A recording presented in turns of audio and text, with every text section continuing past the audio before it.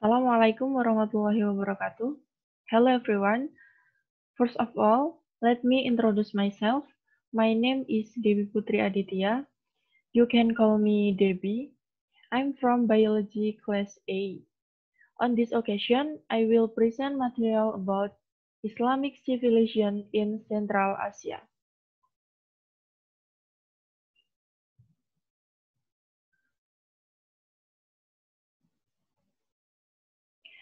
The content of this discussion: number one, the discussion background.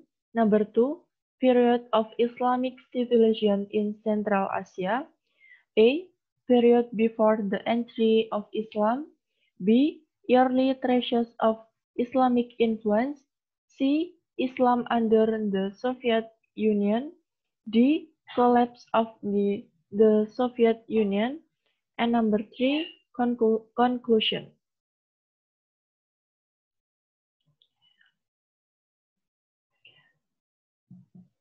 Okay, the discussion background. The Central Asian region is currently a fraction of the post-imperialist Soviet Union, namely Tajikistan, Kyrgyzstan, Uzbekistan, Kazakhstan, and Turkmenistan. Central Asia went through different phases. From the initial phase when Islam arrived in Central Asia, Islam in the era of the Soviet Union, and then period of Islamic civilization in Central Asia.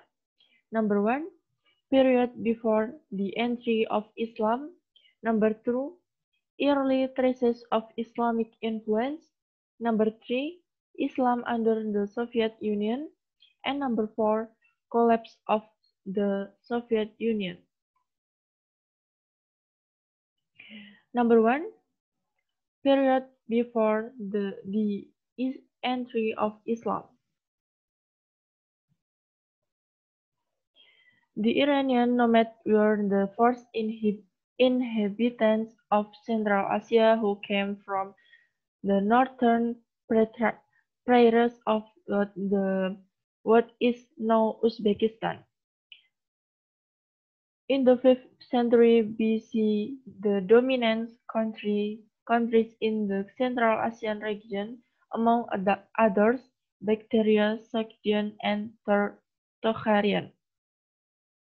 When China began to develop its silk trade with the West, the Iranian city took advantage of this situation by becoming a trading center. Using an extensive network of towns and settlements in the province of Mawaranar, the name the region gave after the victory of Islam, because trade took place in the Central Asia region. Then this region was known as the Silk Road. Bukhara and Samarkand ended up being very rich cities, and Mawaranar was one of the most powerful ancient Persian provinces. The dominant religion until the 6th century in the region is Zoroastrianism, Buddhism, and Christianity, which attract a large following. The wealth of Mawaranar is a constant magnet for invasion from the northern steppes and from China. Number two, early traces of Islamic influence. In the 8th century, the Arabs entered Central Asia, bringing new beliefs and cultures. The rich currently continue to dominate. In the beginning, Islam had strong influence in the southern region of Turkmenistan, and that area slowly spread to the north. Territory wealth is not something that can attract Muslims the first time Central Asia, but the urge to seek the pleasures of Allah Subhanahu wa Ta'ala by conveying the message of the truth of Islam. Early life when Islam entered Central Asia. Number one, the original culture was then replaced in the following centuries when Islam formed society becomes one people, namely Muslim. Number two, the language used is government language, literature, and trade. Scientists from Central Asia, there are five. Number one, Al-Biruni. Number two, Al-Khawarizmi.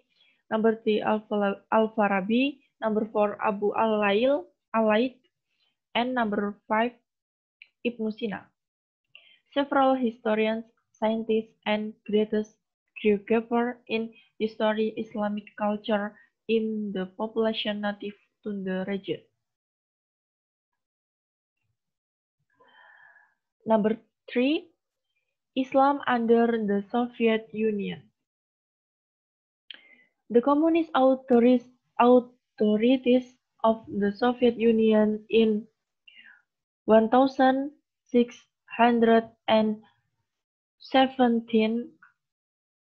until 1691 inherited Central Asia of the old Tsar Empire that collapsed during First World War.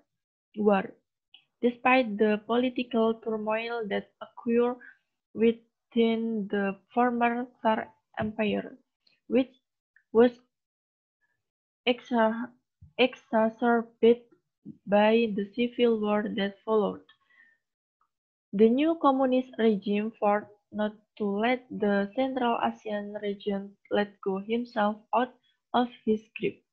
Communists view Islam with enmity and suspicion and make Muslims the Soviet Union as the target of an unavoidable secularization campaign.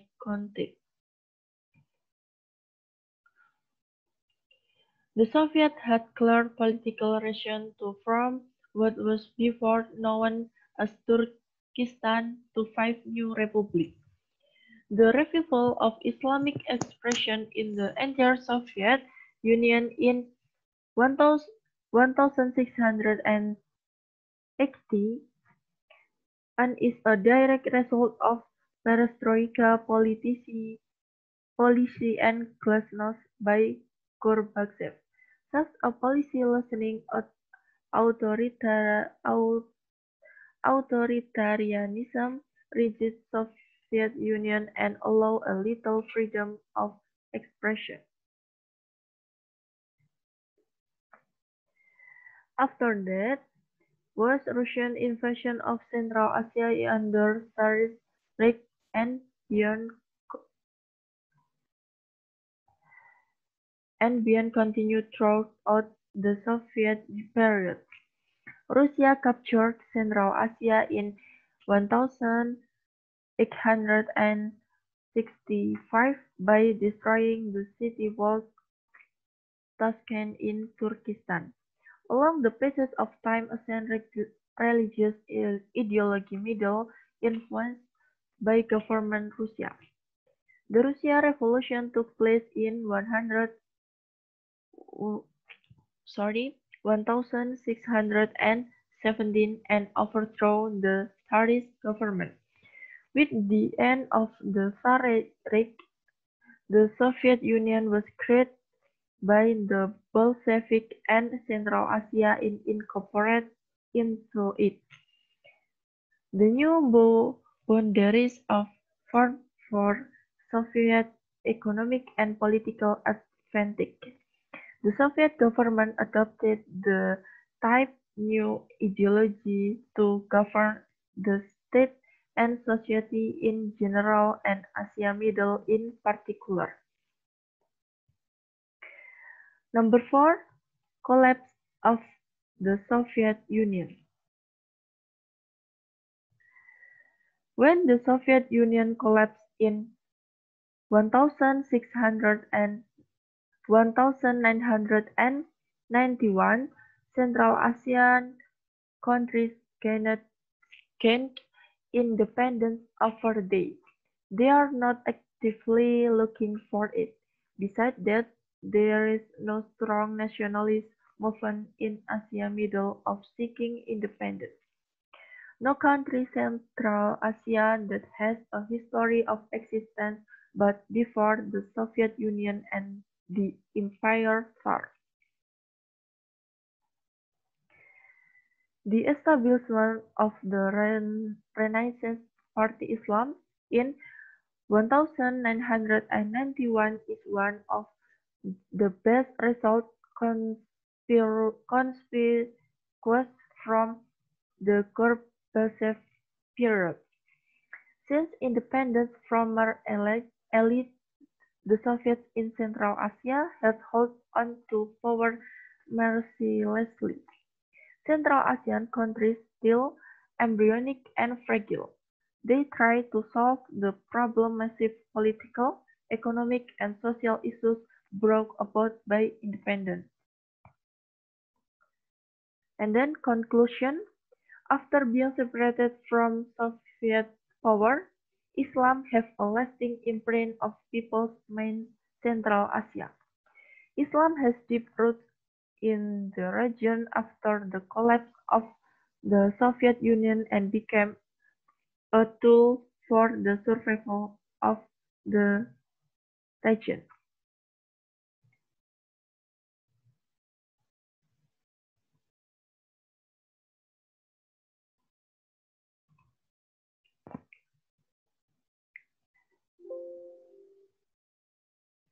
Okay, maybe that's all I can say. Sorry if there are mistakes. Thank you everyone and wassalamualaikum warahmatullahi wabarakatuh.